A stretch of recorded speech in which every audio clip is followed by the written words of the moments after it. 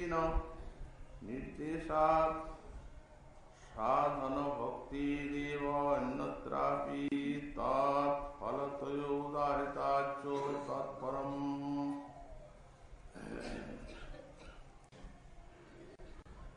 कुली पावनावतार श्री श्री गौरांग महाप्रभु परम अंतरंग पार्षद श्री श्री षडगोसाई पादीर अन्यतम आचार्य परम पूज्यपाद श्री श्रीला जीव गोस्वामी चरण तार श्री भक्ति सन्दर्भ ग्रंथे 147 अनुच्छेदे साधन भक्ति भगवाনের বশীকারিত্ব গুণ বর্ণনা করছেন এবং এই প্রসঙ্গে একাদশ স্কন্ধে চতুর্দশ অধ্যায় শ্রী উদ্ধবের প্রতি সেই ভগবানের উক্তিগুলি দৃষ্টান্ত দিয়ে আর সাধন ভক্তিতে যে ভগবানের বৈশ্যতার আরম্ভ হয়, প্রেম ভক্তিতে তার পূর্ণতা, সেটি প্রতিপাদন করছেন। এখানে আর একটি শ্লোক দৃষ্টান্ত দিচ্ছেন একাদশ স্কন্ধে চতুর্দশ অধ্যায়ে 22 সংখ্যক শ্লোক। তাতে শ্রী ভগবান উদ্ধবের প্রতি বলছেন, হে উদ্ধব, ধর্ম সত্য দৈবিত বিদ্যা বা তপসান্বিতা মদ ভক্ত্যা প্রীতমাত্মানং ন সম্যক প্রপুনাতি। ধর্ম, সত্য, দয়া ইত্যাদি, বিদ্যা, তপস্যা, এই সকল যে সাধনা আছে, বলছেন এই সকল সাধনা যদি আমার সাধন ভক্তির সহযোগে অনুষ্ঠিত না হয়, তাহলে ন সম্যক প্রপুনাতি, তাহলে আত্মানং অর্থাৎ চিত্তকে, মনকে সম্যক রূপে পবিত্র করতে পারে না। এর দ্বারা সাধন ভক্তি চিত্তকে সম্যক রূপে নির্মল করে থাকে এবং চিত্ত নির্মল হলে শ্রী ভগবানের বৈশ্যতা সেখানে অবশ্যম্ভাবী হয়। বৈমুত্তিক নাই এই শ্লোকে বলা হচ্ছে যে যদি এই শুদ্ধা ভক্তির অনুষ্ঠান করা হয়, তাহলে তো সাধন ভক্তি চিত্তকে নির্মল করবে এবং সেই নির্মল চিত্তে শ্রী ভগবানও বশীভূত হবেনি। অন্যান্য যে সকল সাধনাগুলি আছে, সত্য, দয়া, ধর্ম, তপস্যা, এইগুলিও যদি ভগবানের ভক্তি সহায়তা লাভ করে, তো ভক্তি মহারানী তাদেরও চিত্তকে শোধন করে থাকেন। কিন্তু সাধন ভক্তি ব্যতীত কেবল এই সাধনা কোনরূপেই চিত্তকে নির্মল করতে পারে না। চিত্তই যখন নির্মল হয় না, তখন আর অন্যান্য ফল দানের প্রশ্ন কি আছে? অতএব এখানেও এই পদ্ধতি ধর্মাদি সাধন প্রতিযোগিত্বের নির্দেশা। তাহলে ভক্তি, সাধন ভক্তি একদিকে, আর এই যে ধর্ম, বিদ্যা, সত্য, দয়া, তপস্যা, এইগুলি একদিকে। এইগুলির সঙ্গে, এই সাধনার সঙ্গে সাধন ভক্তিকে এখানে প্রতিযোগী করা হচ্ছে। এই জন্যে এটাও যে সাধনার পর্যায়, তাতে আর কিছু সন্দেহ নাই। অতএব তৎপরম, এটিও সাধন ভক্তির পথ। কথম বিনা রোমহর্ষম দ্রবতা চেতসা বিনা, এর পূর্বে যে উল্লেখ করেছিল শ্লোকটা, ইত্যাদিকং তচ্চ সাধন ভক্তি ফলস্য শোধকার্তি সয়া প্রতিপাদন তৎপর। অতএব সেটিও চিত্ত শোধক, এই জন্যই সেটিও সাধন ভক্তির পথ। তস্মাৎ সাধুরেব বাখ্যাতম বাধ্যমান ও মদ্ভক্ত বিষয়ে রজিতেন্দ্রিয়। অতএব এই প্রসঙ্গে ভগবান যে বাধ্যমান ও মদ্ভক্ত বিষয়ে রজিতেন্দ্রিয়, এই শ্লোকটির দৃষ্টান্ত দিয়ে আর সাধন ভক্তির মহিমা বর্ণনা করেছেন, এটি যুক্তিযুক্তই হয়েছে। এই জন্যেই আমরা এই প্রসঙ্গে সেই পদ্যটি উদ্ধৃত করেছি। তারপরে এই প্রকরণটা, এই যে ভগবানের বৈশ্যতার সাধন ভক্তিতে, এটি শেষ করলেন। তারপরে আর একটা গুণ বলছেন, তত্রাস্তু তাবৎ সাক্ষাৎ ভক্তি পরধর্মাদিকং ভগবতর্পণ সিদ্ধ তদনুগতিকস্য লৌকিক কর্মণোপি পরধর্ম উদাহরিষ্যতি। এই শুদ্ধ ভক্তিকেই পরম ধর্ম আখ্যা দেওয়া হয়েছে শাস্ত্রে। তো এই যে সাধন ভক্তি, পরম ধর্ম মানেই হচ্ছে যে এই সাধন ভক্তি। সাধন ভক্তি নয়, ধর্ম মানেই সাধন ভক্তি। যা জীবকে ধারণ করে রাখে এবং পোষণ করে, তাকেই জীবের ধর্ম বলা হয়। যেহেতু আত্মাকে ধারণ এবং পোষণ করেন একমাত্র সাধন ভক্তি, অন্যান্য যে সমস্ত আছে ধর্ম সাধারণ, এই বর্ণাশ্রম ধর্মাদি, যাগ যজ্ঞ তপস্যা, এগুলি সব দেহের ধর্ম, আত্মার ধর্ম নয়। আত্মাকে ধারণ এবং পোষণ করেন সাধন ভক্তি। এই জন্য এইটিকে বিশ্লেষণ করে দেখানো হয়েছে দর্শন শাস্ত্রে। উত্তরে মন প্রত্যয় যোগী ধর্ম শব্দ নিষ্পন্ন হয় এবং ত্রিধাতুটি সকর্মক।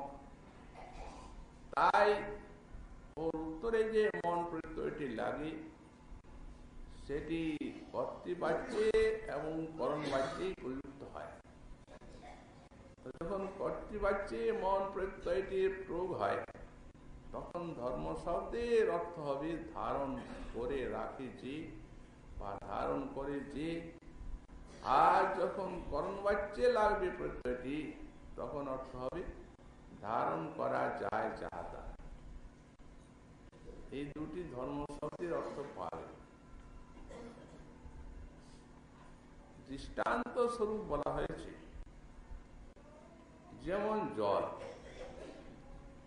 জলকে ধারণ করে তার তরলতা গুণ।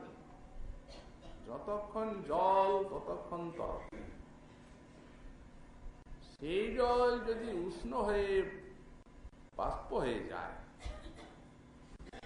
অধিক ঠান্ডা লেগে যদি বরফ হয়ে যায়, তাহলে সেই বরফে এবং বাষ্পে আর তরলতা গুণ থাকে না।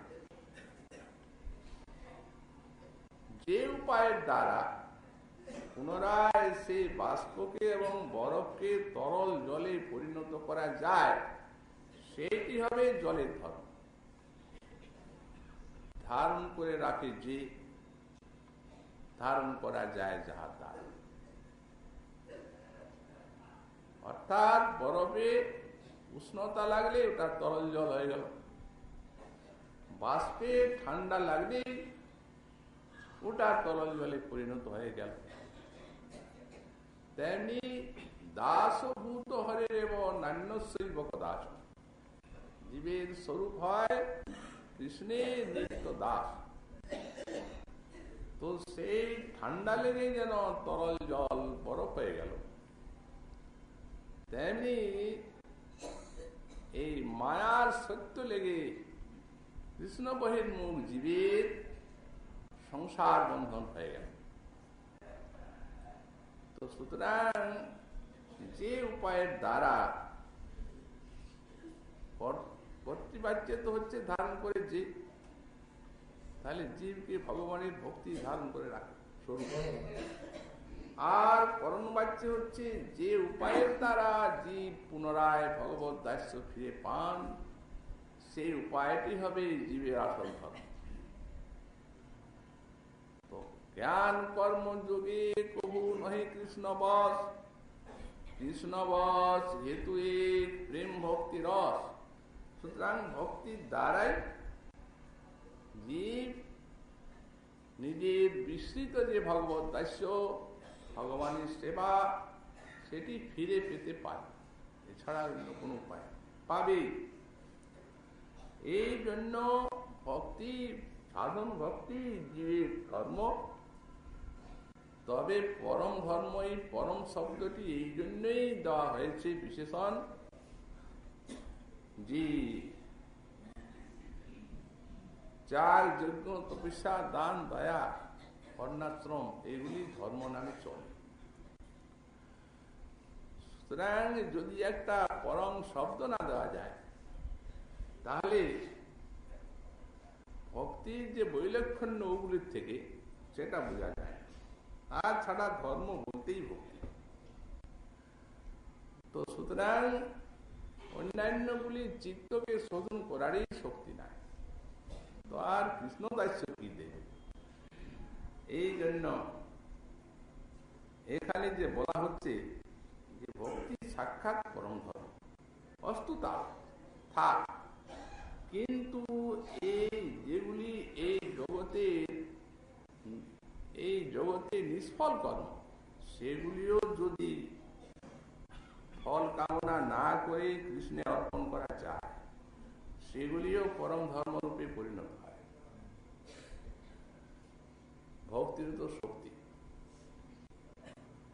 নিষ্ফলায় দৃষ্টান্ত দিচ্ছেন, মই যো মই পরে ধর্ম কল্পতে নিষ্ফলায় চেত তদায়াসু নিরর্থস্যাৎ ভয়াদিরিব সত্তম। 11-29 অধ্যায় 21 শ্লোক। শ্রী উদ্ধব মহাশয়ের প্রতি শ্রীকৃষ্ণ শ্রীমুখে বলছেন যে যো মই পরে ধর্ম কল্পতে নিষ্ফলায় চেত তদায়াসু নিরর্থস্যাৎ ভয়াদিরিব সত্তম। যেগুলি নিষ্ফল কর্ম মানুষের করছে, কোনো ফল নাই, সেগুলিও যদি আমাতে সমর্পিত হয়, তাহলে সেটি পরম ভক্তি হয়। দৃষ্টান্ত দিচ্ছেন নিষ্ফল কি প্রকার? দৃষ্টান্ত দিচ্ছেন ভয়াদিরিব। মনে করুন কোন ব্যক্তি এই মৃত্যু ভয়ে পালিয়ে যাচ্ছে, মৃত্যু ভয়ে পালালে কি মৃত্যু তাকে ছাড়বে? পালিয়ে যাওয়াটা নিষ্ফল। মৃত্যু ছাড়বে, পালালে ছাড়বে যদি গোবিন্দ চরণের শরণ নেয়। পালালে হবে না, পালাই কোন লাভ? পালানো মানে কি? পালানো মানে মৃত্যুকে রোধ করার জন্য নানাবিধ প্রচেষ্টা, চিকিৎসা, বেঁচে থাকার জন্য নানা রকম উপায় অবলম্বন করা, কিন্তু মৃত্যু তো যথাসময় আসবে। এই জন্য ভাগবত বললেন, মর্তু মৃত্যু বিয়াল ভীত পলায়ন সর্বান লোকান নির্ভয়ং নাদ্য গচ্ছ। মরণশীল মানুষ মরণের ভয়ে পালিয়ে যাচ্ছে, কিন্তু সর্বান লোকান, লোকে তো বটেই, স্বর্গ ব্রহ্মলোক পর্যন্ত নির্ভয়ং নাদ্য গচ্ছ, ভয় যাবে না, সর্বত্রই মৃত্যু আছে। আ ব্রহ্মবনার লোকা পুনর পুনরাবর্তি অর্জুন মাম পেত্য কুন্তেয় পুনর্জন্ম নবিদ্যুতি। একমাত্র উপায় আছে ভক্তি। অর্জুনকে বলে দিচ্ছে না ব্রহ্ম ভুবনার লোকা, একটু কম বেশি আয়ুটা, তাছাড়া মরতে হবে ব্রহ্মাকে। তো সুতরাং পালিয়ে যাচ্ছে, কিন্তু নির্ভয়ং নাদ্য গচ্ছ, ভয় যাচ্ছে না। তৎপারাজ প্রাপ্য যদিচ্ছয়াদ্য, এই আদ্য হে ভগবান অনাদি আদি গোবিন্দ, যদিচ্ছয়া কোন মহৎকৃপাতে যখন তোমার ভজন পথকে আশ্রয় করছে, তখন মৃত্যুর অস্মাৎ প্রীতি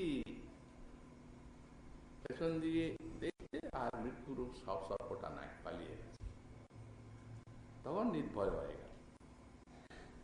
সুতরাং পালালে তো মৃত্যু ছাড়বে না। তো তেমনি ক্রন্দন,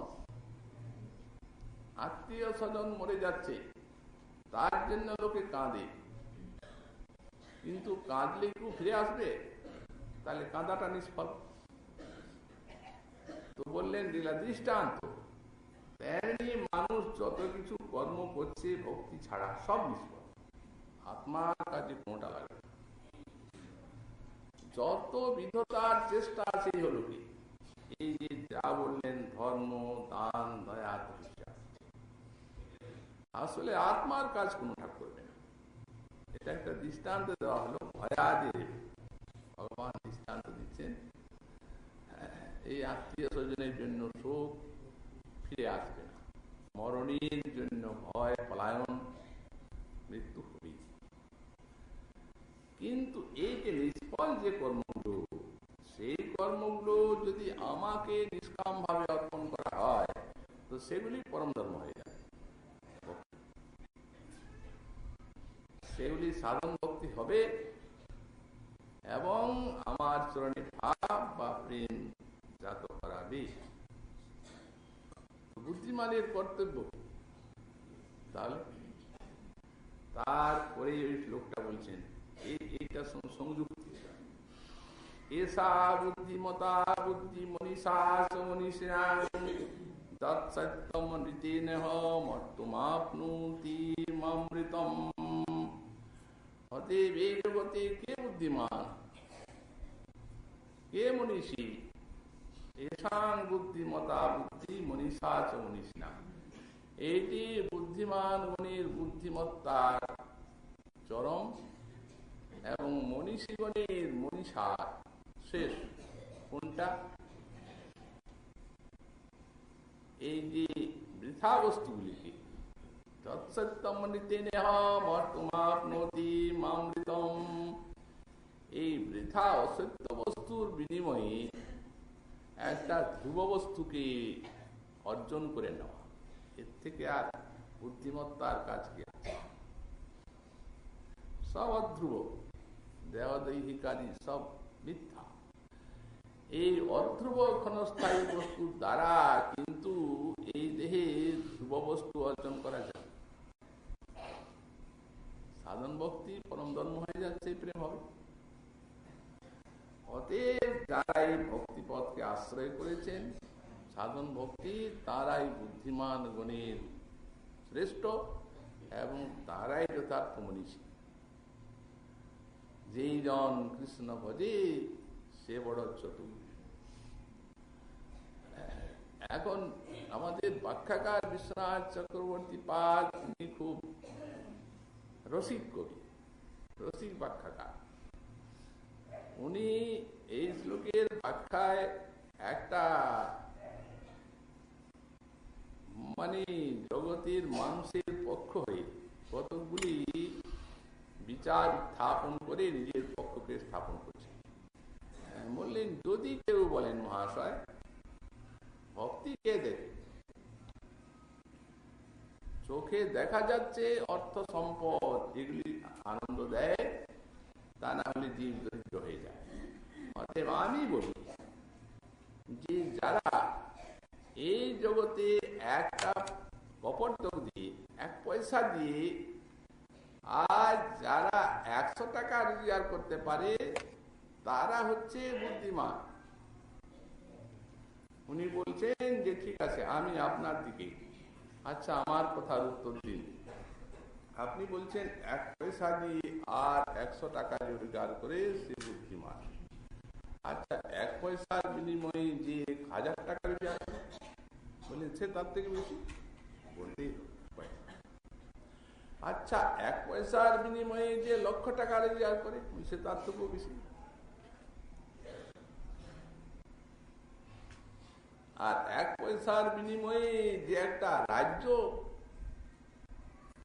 সংগ্রহ করে, সে সবার থেকে বেশি হলো। তো আপনি একটু দাঁড়ান, এরপর আমাকে বলতে দেন,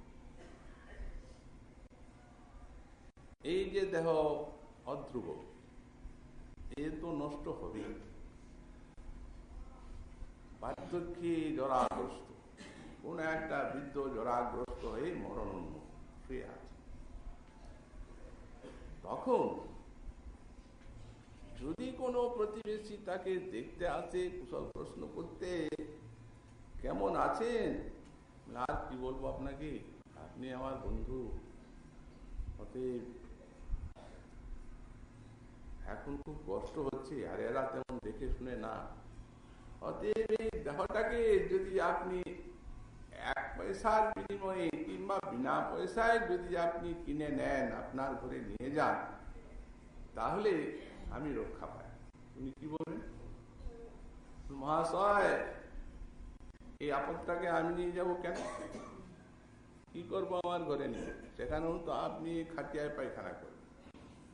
এই সময় আপনার থেকে তো কোনো ফল পাবার আশা নাই, কেবল পায়খানা আর পেচ্ছাপ পরিষ্কার করা আর খেতে দেওয়া। সবাই এই কথা বলে। কবি বলছেন সেই সময় যদি সেই ব্যক্তি ভগবানকে সেই দেহটি অর্পণ করে, কৃষ্ণ তোমার হং যদি বলে একবার, তো ভববন্ধ হইতে কৃষ্ণ তারে করেন পার। তখনও যদি সেই মুমূর্ষু বলে, হে কৃষ্ণ, এই জগতে প্রভু আমার কেউ নেই, তুমি আমার, এই দেহটা তোমাকে দিলাম, বাস প্রেম দিয়ে ভগবান তার চরণে নিয়ে যাবেনি, আত্মসমর্পণ হয়ে যাচ্ছে না।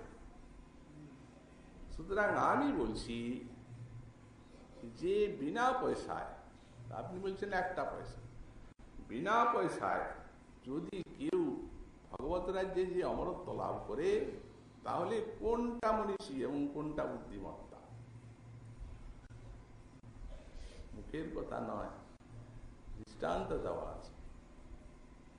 নশ্বর বস্তু দিয়ে অবিনশ্বর বস্তুকে অর্জন করা, এই জন্য ভাগবত বললে আমরা প্রমাণ দেব। একটা শ্লোক প্রমাণ দিয়েছেন, দশমী 72 অধ্যায়, কতগুলি অধ্রুব বস্তুর বিনিময়, যে শ্লোকটায় বলছেন যেগুলা কোনো কাজে লাগে না, অধ্রুব বস্তু মিথ্যা, সেগুলিও যদি ভগবানে অর্পণ করা যায়, তাহলে হয়ে যায়, এবং যার ফলে ভগবানের চরণে প্রেম লাভ করা যায়। যেমন বলছেন হরিশ্চন্দ্র রন্তিদেব উঞ্চবৃত্তি শিবির বলি, এরা ব্যাধ কপত বহব ছদ্রুবেন ধ্রুবঙ্গতা। ভাগবত দৃষ্টান্ত দিয়ে চোখে আঙুল দিয়ে বুঝিয়ে দিচ্ছেন অধ্রুব বস্তু। যেমন হরিশ্চন্দ্র মহারাজ বিশ্বামিত্রকে রাজ্য দিয়ে দিলেন, সব রাজ্য। বিশ্বামিত্র বলেন, রাজ্য তো আমাকে দিলেন, দক্ষিণা দেন। সবই দিয়েছেন, আর কি দক্ষিণা দিবেন, সব তো বিশ্বামিত্র হয়েই গেছে। তখন নিজেকে বিক্রয় করলেন, সন্তান, তারপরে পত্নীকে বিক্রয় করলেন, আর মুখে দক্ষিণা দিলেন। চণ্ডালত্ব প্রাপ্ত হলেন, বিক্রয় করলেন সেই চণ্ডালের নিকটে, আর ওই শ্মশান রক্ষা করতে হলো তাকে। অধ্রুব বস্তু এগুলো। শেষকালে পরীক্ষায় উত্তীর্ণ হয়ে গেলেন, রাজ্য ফিরে পেলেন। এই যে করেছিলেন ত্যাগ, অস্থির অস্থায়ী বস্তুকে যে ত্যাগটি করেছিলেন, এই জন্য তিনি অযোধ্যাপুরবাসী সব প্রজার সঙ্গে স্বর্গে গমন করেন। এই তো লেখা আছে শাস্ত্রে। রন্তিদেব 48 দিন উপবাসী থেকে আর কিছু সামান্য হার সংগ্রহ হয়েছিল, সেটিও অতিথিকে দিয়ে আর তিনিও ব্রহ্মলোকে গমন করলেন। উঞ্ছবৃত্তি, ওই যেগুলি ধান্য ক্ষেত্রে পড়ে থাকে যে শস্য, সেইগুলিকে দিয়ে জীবিকা নির্বাহ করতেন। উঞ্ছবৃত্তি, মুদগল, সেইরূপ উঞ্ছবৃত্তিতে জীবিকা নির্বাহ করতে করতে ওই অতিথিকে দিতে দিতে 6 মাস ক্ষুধার্ত থাকলেন। এই অতিথির সেবায় তিনিও ব্রহ্মলোক লাভ করলেন। তারপরে শিবি রাজা কপোতকে নিজের দেহের মাংস দিয়ে দিলেন কেটে কেটে, এবং অধ্রুব বস্তুর বিনিময়ে তিনিও ধ্রুব বস্তু লাভ করলেন, উত্তম গতি। বলি মহারাজ বামন দেবকে সর্বস্ব দিলেন, শেষকালে বামন দেবকে অধ্রুব বস্তু দিলেন। ধ্রুব না, মরণের সঙ্গে সঙ্গে কোনো সম্বন্ধই থাকে, কিন্তু অধ্রুব বস্তু দিয়ে তিনি ভগবানকে দাঁড়ি করে রাখলেন দরজার কাছে। এখনো যদি কারো ভগবানকে দেখার প্রয়োজন হয় তো মহারাজ ওই বলির দরজায় গেলে দেখা যাবে তিনি সেইখানে দারোয়ান হয়ে আছেন দাঁড়িয়ে। তারপরে এক বেয়াদ শীতকালে ওই শিকারের জন্য গেছে, তারপরে কাঁপছে, একটা বৃক্ষতলে আশ্রয় নিয়েছে। সেই বৃক্ষের উপরে কপোতী। এখন তারা ভাবছে আমাদের অতিথি, এর কিছু সেবা করা দরকার। পক্ষী কি সেবা করবে, কাঁপছে শীতে। তখন ওই লোকালয়ের থেকে একটু আগুন এনে, শুষ্ক কাঠ তো আছেই, লোকালয়ের থেকে অগ্নি এনে দিল ঠোঁটে করে। বেয়ার সেই অগ্নি পেয়ে শুষ্ক কাষ্টে সেই অগ্নি তাপে তার শীত গেল। কিন্তু বাইরের তো শীত গেল, বাহিরের অগ্নির তাপে। কিন্তু জঠরাগ্নি তখন খুব জ্বলে উঠল, সারাদিন কিছু খায়নি। কপোত কি করলো, সেই আগুনে ঝাঁপ দিয়ে, কপতিও ঝাঁপ দিয়ে পুড়ে আর সেই মাংস খেলো, আত্মত্যাগ করলো সেই কপতি। বেয়ার দেখছে একটা যান এসে গেল, দিব্য যান। তারাও সেই কপতি দিব্য যানে আরোহণ করে আর চলে গেল। ব্যাধির জ্ঞানের উদ্রেক হলো, সেইখান থেকেই ব্যাধ করল মহাপ্রস্থান, এবং তীব্র বৈরাগ্য ত্যাগ ইত্যাদি করে একদা বনবন্নিত জ্বলে উঠল, তাতে প্রাণত্যাগ করে সেও দিব্যগতি লাভ করল। তো এই প্রকারে বহু, এই কয়েকটা উদাহরণ দেওয়া হল, কিন্তু বহু অনিত্য বস্তু দিয়ে আর নিত্য বস্তু লাভ করেছে। আসলে ওগুলি ব্রহ্মলোক স্বর্গলোক নিত্য নয়, কিন্তু কর্ম তো ওর গতি অত দূর, অত ভক্তি নয়। কিন্তু কিছুই দিতে হবে না, কোনো দেওয়ার দরকার নেই। এমনকি যে কার্যগুলি বৃথা চলে যাচ্ছে সেগুলিও যদি ভগবানকে অর্পণ করা হয় তো তখন পরম ধর্ম হয়ে যাবে, এবং তার ফলে হবে প্রেম। তাহলে ভক্তি সাধনার কতখানি গুণ আছে এই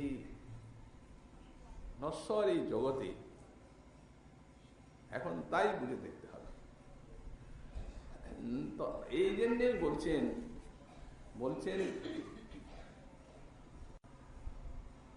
তথা এ তো ওই যে অধ্রুব বস্তুও দিলে, তাকে বিনা কাজের বস্তুগুলি দিলে, ভগবানের উদ্দেশ্যে অর্পণ করলে যে পরম ধর্ম হয়, এটি প্রতিপাদন করলেন, দৃষ্টান্ত দেওয়া হলো। আর একটি গুণ বলছেন, পাপগ্নাদ্যধিকম তস্যা শ্রবণাদিনা ভবতি ইতি অপি উত্তম শ্রুত অনুপঠিত ধ্যাতি।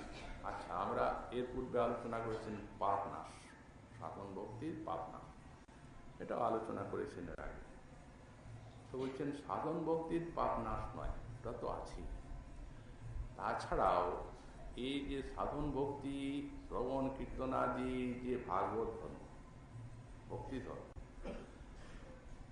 সাক্ষাৎ শ্রবণ কীর্তন আদি না করেও যদি এই ভক্তি ধর্মের মহিমাকে কেউ শুনেন, বললেন তাহলেও বিশাল পাপ তার নাশ হতে পারে। এত মহিমা এই ভাগবত ধর্ম।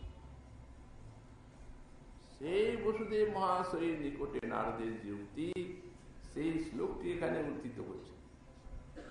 নারদ বললেন, যখন ভাগবত ধর্মের কথা প্রশ্ন করলেন বসুদেব মহাশয়, তখন উনি বলেছিলেন শ্রদ্ধায়া মর্তু গোবিন্দের অবধিরতি। অর্থাৎ এই ভাগবত ধর্মের গুণ হচ্ছে, যদি কোনো ভক্ত শ্রদ্ধার সঙ্গে ভাগবত ধর্মের যাজন করেন, তো তিনি গোবিন্দের অতি লাভ করেন। এটা বসুদেব মহাশয় বলেন, শুনেছি, এই জন্যই শুনতে চাচ্ছি আপনার কাছে। যদি শ্রদ্ধার সঙ্গে কেউ ভাগবত ধর্ম বা এই সাধন ভক্তি যাজন করেন, তো গোবিন্দে লভতে রতিম, তিনি গোবিন্দে প্রেম পান। নারদ বলছেন শ্রদ্ধার সঙ্গে নয়, আর ভজনও নয়। এই ভাগবত ধর্মের এত শক্তি আছে যে সাক্ষাৎ ভগবানের গুণ লীলা শ্রবণ কীর্তন অর্চন বন্দন ভাগবত ধর্ম। এই তো যদি সাক্ষাৎ শ্রবণ কীর্তন অর্চন বন্দন না করেও এই ভাগবত ধর্মের কথা যদি কেউ শোনে, শ্রুত অনুপঠিত ধ্যাত আদিত বা অনুমোদিত সদ্য পুনাতি সদ্ধর্ম দেব বিশ্বদ্রোহী পিহি। যদি কোনো ব্যক্তি সারা বিশ্বকে হত্যা করে, একজন দুজন দশজন পাঁচজন না, বিশ্বদ্রোহী, যদি কোনো ব্যক্তি বিশ্বদ্রোহী থাকেন, বিশ্বদ্রোহী কেউ থাকে বলে কারো জানা নেই, কিন্তু তবু যদি বিশ্বদ্রোহী কোনো ব্যক্তি থাকে, তার কত পাপ, তার সীমা নেই, সীমাহীনতা নেই। অতএব যদি কেউ বিশ্বদ্রোহী থাকে, তো ভাগবত ধর্মের কথা যদি শোনেন তিনি, তো সত্য পুনাতি, এই ভাগবত ধর্ম তাকে সঙ্গে সঙ্গে সেই পাপের থেকে পবিত্র করে সদ্গতি দেয়। শ্রবণ নয়, অনুপঠিত। হয়তো ভাগবত ধর্মের মহিমা কেউ বলছেন, শ্রবণ কীর্তন ভগবানের নাম গুণ লীলা, এই ভাগবত ধর্মের এই মহিমা শুনলেন আপনি, হয়ে গেল কাজ। যদি কেউ না শুনেন, একটু পড়েন ভাগবত ধর্মের কথা, এটা এই সাধন ভক্তি ধর্মের মহিমা বলা হচ্ছে। কত বিশাল মহিমা এবং কত বড় শক্তি। পড়লেন তাও তিনি ফল পাবেন। যদি কেউ শ্রবণ না করেন, নাও পড়েন, একটু চিন্তা করেন, তিনিও সেই ফল পাবেন। যদি কেউ অনুমোদন করেন, আদর করেন, তিনিও ফল পাবেন।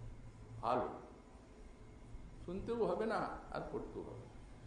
কেউ হয়তো ভাগবত ধর্মের কথা বলছে, উনি বললেন যে ভালোই জিনিসটা, মন্দ না, তাও যদি বিশ্বদ্রোহী হন, তো তিনি সদ্য পুনা। এই সব ধর্ম, এই ভক্তি ধর্মের এত শক্তি আছে। সত্য পুনাতি সদ্ধর্ম দেব বিশ্বদ্রোহী ইত্যাদি। অতএব পাদমী মার মহাত্মে দেবদূত বাক্যঞ্চ, দেবদূত বাক্য আছে পদ্ম পুরাণে, এই মার মাতৃ প্রাহাস্মান যমুনা ভ্রাতা সাদরঙ্গি পুনঃ পুনঃ ভবদ্ধি বৈষ্ণব ত্যাজ্য বিষ্ণু চেত ভজতি নরঃ বৈষ্ণব যদ্গৃহে ভুক্তি দেশাং বৈষ্ণব সঙ্গতি তেপি পরিহার্যাসু তৎসঙ্গ হত কিল্বিষাইতি। যমদূত যখন সেই অজামিলের কাছে হতোদ্যম হয়ে লাঞ্ছিত হয়ে বিষ্ণুদের কাছে ফিরে গেল, অভিমানিত ওরা তো, সুতরাং যম মহারাজের কাছে যে কোথায় বলছে না। মহারাজ বুঝে নিয়েছেন কোন জায়গায় ভাগবত ধর্মের কিন্তু ধাক্কা খেয়েছে, তাই বলছে না। বৎসগণ কি হলো? বলে আর কি বলবো, প্রথম আপনার কাছে জিজ্ঞাসা প্রভু, যে এই জগতে পাপীগণের শাসক কজন আছে? তখনই উনি বুঝে নিয়েছেন কেন কেন কি হলো। বলছি এই জন্য যে আপনার আদেশে আমরা যদি সেখানে ব্যর্থ হয়ে ফিরে আসি, তাহলে আপনার উপরে আরেকজন আছে, তো চাকরি যদি করতে হয় তো আপনার চাকরি, চাকরের চাকরি কেন করবো? ওরই করবো যে আপনার মাথার উপরে আছে। মানে হ্যাঁ বলছে, আমিও তার চাকর আর তোমরাও তার চাকর, অতএব আমিও তো চাকরি, আমিও তার চাকরি করছি, তোমরাও করছো তাই। এই জন্যে বলো না কি ব্যাপার। তখন যে ওই অজামিলের নারায়ণ নাম সংকেত নামাভাসটি তারা বলল। যখন সংকেত নামাভাস বলল, তখন যম মহারাজ অনেকগুলি শিক্ষা দিয়েছে, এই সব জায়গায় যাবে না, ওখানে আমাদের কোনো অধিকার নেই। তো সেখানে প্রাহসমান যমুনা ভ্রাতা, যমুনা ভ্রাতা শ্রী যম মহারাজ আসমান প্রাহ আমাদেরকে কথা বলছেন, সাধারণ হি পুনঃ পুনঃ, একবার নয় বারবার সাবধান করে দিচ্ছেন। দেখো বৎস, ভবাদি বৈষ্ণব ত্যাজ্য, তোমরা সব দিন বৈষ্ণবকে ছেড়ে দেবে, বৈষ্ণবের উপরে আমাদের কোন রকম অধিকার। যেহেতু গৃহীত বিষ্ণু পূজা করুণার, বিষ্ণু দীক্ষা গ্রহণ করেছেন, বিষ্ণুর ভজন করছেন, বা তারপরে পাঠ করছেন, তাপ করছেন, কিছু করছেন, সেই বিষ্ণু জানে, আমরা ওটা জানতে যাব না। অপরাধ করছেন না করছেন তারা বুঝবে, আর সেটা যার আশ্রয় নিয়েছেন সেই বিষ্ণু বুঝবেন, ওখানে আমরা যেন না যাই। ভবানী বৈষ্ণবত্যাজ্য বিষ্ণু চেত ভজতি নর, যে কোন রূপে শ্রবণ কীর্তন অর্চন বন্দনা দিতে যদি কোনো ব্যক্তি মানুষ বিষ্ণুর ভজন করেন, ভগবত বিস্তার্য, তারা তোমাদের কর্তৃক যেন ত্যাজ্য হয়, স্মরণ করে রাখো। তাহলে যারা বৈষ্ণব তাদেরকেই তো ছাড়বো, যারা ভগবানের ভজন করছেন। বললেন না, আরো আছে। কি আছে? বৈষ্ণব গৃহে ভুক্তে দেশাং বৈষ্ণব সঙ্গতি, যদি কারো ঘরে বৈষ্ণব ভজন করেন তাকেও ছাড়তে হবে। তার কারণ ওই যে ভজন করলেন তিনি বৈষ্ণবের প্রভাবে তিনিও বৈষ্ণব হয়ে গেলেন। অতএব বৈষ্ণব যদি কারো গৃহে ভজন করেন তাদেরকেও ছাড়তে হবে, এবং যে সাং বৈষ্ণব সঙ্গতি, এই বৈষ্ণব সঙ্গ যদি কারো থাকে তাহলে তাকেও ছাড়তে হবে। তেবি পরিহার্যা, তারাও তোমাদের পরিহার্য। সুতৎসঙ্গ হত কিল্বিষা, কেন পরিহার্য বলছি? তাদের বৈষ্ণবেরা যাদের গৃহে ভোজন করেন বা বৈষ্ণব ওই সঙ্গ যদি কেউ করেন, তাহলে বৈষ্ণবের এত শক্তি, ওই যে ভজন সাধন ভক্তি, যে সমস্ত প্রকারের যে পাপ, পাপেরই তো আমরা মালিক, আর পাপেরই তো দণ্ডদাতা। যত প্রকার পাপ থাকতে পারে হত কিল্বিষা, সমস্ত পাপ নষ্ট হয়ে যায়। এমনি ভাগবতী ভক্তি এবং যারা ভজন সাধন যাজন করেন তাদের এমনি শক্তি। বৃহন্নারদী যজ্ঞমালী উপাখ্যানান্তে আরেকটি দৃষ্টান্ত দিচ্ছেন। হরিভক্তি পরানন্তু সঙ্গিনাং সঙ্গমাশ্রিত মুচ্যতে সর্বপাপেভূ মহাপাতকবানপি। মহারাজ আরো বললেন, যারা হরিভক্তি পরায়ণ, তাদের যারা সঙ্গী, তার যে সঙ্গী, পূর্ব শ্লোকে বলা হলো যদি কেউ বৈষ্ণব সঙ্গতি পান তাহলে তারাও পাপ, তাদেরও পাপ নাশ হয়, তাদেরকে ছেড়ে। কিন্তু এখানে বলছেন কেউ বৈষ্ণবের সঙ্গ করেছে, তার সঙ্গ যিনি করেছেন তাকেও ছাড়তে হবে। যিনি বৈষ্ণবের সঙ্গ করেছেন হয়তো বৈষ্ণব হন, তার সঙ্গে যারা সঙ্গ করবেন এই তাদেরকেও ছাড়তে হবে। কেন হবে? বললেন মুচ্যতে সর্বপাতক মহাপাতকবানপি। বৈষ্ণবের সঙ্গী যদি কেউ সঙ্গী যিনি বৈষ্ণবের সঙ্গ করেছেন তার যদি কেউ সঙ্গ করেন, বললেন মহাপাতকই যদি হয়, মহাপাতকই হলো মুচ্যতে সর্বপাপেভূ, সকল প্রকার পাপ থেকে তিনি বিমুক্ত হন, অতএব তাদের উপরে আমাদের কোনো অধিকার। সুতরাং এই আজ্ঞা করলেন মহারাজ, জিহ্বান ভক্তি ভগবদ গুণ নাম ধ্যেয়ম চেতনা স্মরতি চরণারবিন্দম কৃষ্ণায় ননমতি শিরয় কদাপি তান আনর্থ অকৃত অবিষ্ণুকৃতান। এই শ্লোকটি শ্রীমদ্ ভাগবতীর দৃষ্টান্ত দিচ্ছেন, পুরাণে দিলেন। আর এই শ্লোকটি শ্রীমদ্ ভাগবতীর ষষ্ঠ স্কন্ধে অজামিল পাঠান, যেখানে বিষ্ণু দুর্গম কর্তৃক বিতাড়িত হয়ে যম মহারাজের নিকটে গেল। তারা সাক্ষাৎ যম মহারাজ বলছেন জিহ্বান ভক্তি ভগবদ গুণ নাম ধ্যেয়ম, যাদের জিহ্বা কোনদিন ভগবানের গুণ নাম জীবনে কোনদিন একবার উচ্চারণ করে নেয়, একবারও বিষ্ণু নাম বলেনি, যাদের জিহ্বা চেতন স্মরতি চরণারবিন্দম, এবং চিত্ত তার চরণারবিন্দ স্মরণ করে নাই, কৃষ্ণায় নমতি চিরয় কদাপি, এবং শ্রীকৃষ্ণের চরণে একবারও যারা প্রণাম করে নাই, তান আনন্ত অসতু অকৃত বিষ্ণুকৃতান, যারা কোনো বিষ্ণুকৃত্য করেনি তারা অসৎ, তাদের আমরা দণ্ড দেব। আর যারা কোনো বিষ্ণুকৃত্য করেছে তারা সৎ, তাদের কাছে আমাদের কিছু করে না। ও বিষ্ণু জানেন কি করবেন না করবেন, ওখানে আমরা যাব না। এই যে জিহ্বান ভক্তি ভগবত গুণনাম, এই কথাটা আছে, ভগবানের গুণ নাম জিহ্বা যাদের উচ্চারণ করে না।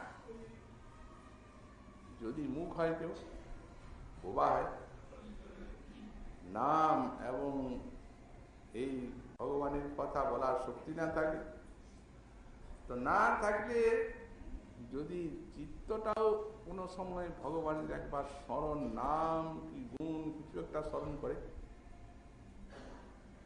বলতে পারে না, চিত্তটা বিক্ষিপ্ত নয়, চিত্ত তো যদি স্মরণ করে,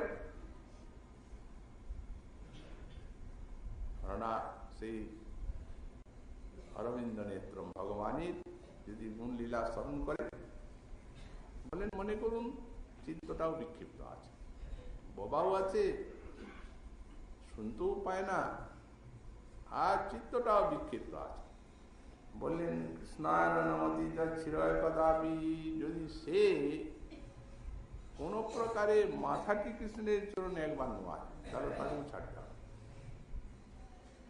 কোনদিন গুণলীলাও বলবার শক্তি নাই, মুখ বোবা, কানও কোনদিন শুনতে পায় না, যদি যে কোনো রূপে একবার ভগবানের চরণে মাথাটা নোয়ালো, তো তাকেও আমাদেরকে ছেড়ে দিতে হবে। তাহলে কাজকে আনবো? যম মহারাজ বলছেন তান আনর্থম, তাদেরকে আনবে অকৃত বিষ্ণু কৃতান, অসত, যারা বিষ্ণুর জীবনে বিষ্ণু বিষয় কোনো কাজই করে, সেই তারা অসৎ, সেই তাদেরকে আমাদের কাছে আনতে হবে। আর বিষ্ণু বিষয়ক কোন প্রকার কীর্ত যারা করেছে তাদেরকে এখানে আনবে না। হয়তো মনে করুন কোনদিন মাথাও নোয়াল না বিষ্ণুর চরণে, যদি কোন রূপে যেখানে ভগবানের নাম লেখা আছে সেইখানে যদি স্পর্শ হলো কিংবা কেউ লিখে দিল, অঙ্গে একটু হরিনাম ঠেকলো, তো তাও ত্বকের দ্বারা নাম গ্রহণ হয়ে গেল। ঋষিকেন ঋষিকেশ সেবনম ভক্তির উচ্চতি। এই যতগুলা ইন্দ্রিয় আছে, কোন ইন্দ্রিয়ের সঙ্গে যাদের কোন রূপে বিষ্ণুকৃত হয় নাই, তা না তাদেরকে আনতে হবে। শিল গোস্বামী পাদ এই শ্লোকটি উদ্ধৃত করে আর ভক্তির এই যে মহিমাটা এখানে উল্লেখ করেছেন, যে কোনো রূপী ভগবানের ভজন করলে নিষ্ফল বস্তুগুলিও জীবনে যার কোনো ফল নাই, সেগুলিও যদি ভগবানের চরণে অর্পিত হয় তাহলে সেগুলিও পরম ধর্মে পরিণত হয়। এই জন্য শ্লোকটিকে নিজে ব্যাখ্যা করছেন শ্রীমন মহাপ্রভুর কৃপা হলে আগামীকাল আবার সেই শ্লোকের কথা আমরা সাধন করব। আজকে আমাদের সুন্দর কথার এখানে